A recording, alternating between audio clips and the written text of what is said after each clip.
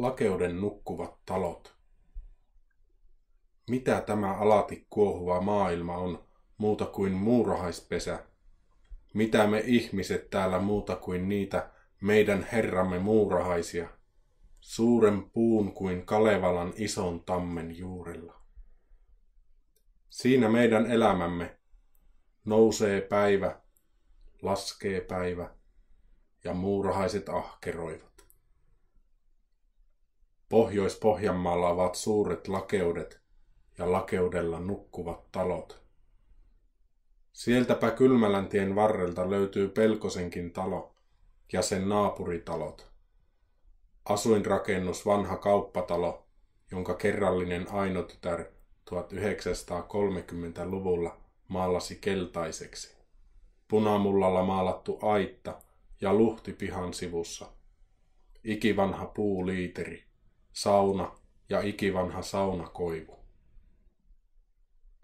Tuleepa mieleen Pentin serenaadin näytelmästä Talkootanssit. Kaunis laulu, mutta sopisiko kuitenkaan lakeudelle, Kylmäläntielle?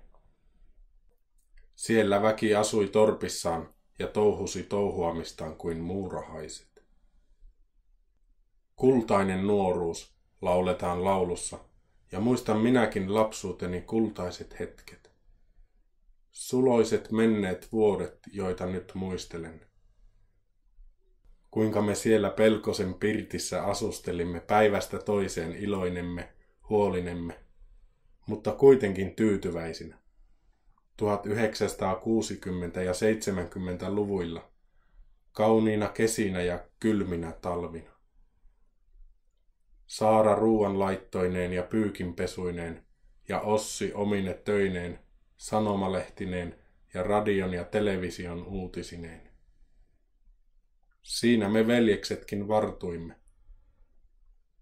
Mutta eipä jäädä tähän, annetaan muistojen virrata tapahtumasta toiseen.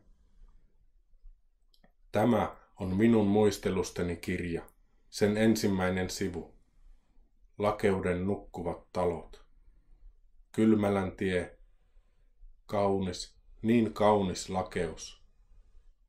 Kuuban kriisi, avaruuden valloittamisen kilpajuoksu, Kekkosen aika.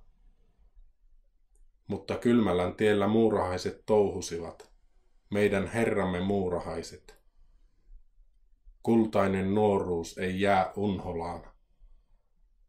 Lakeuden talot paikoillaan kuin nukkuisivat. Lakeuden nukkuvat talot.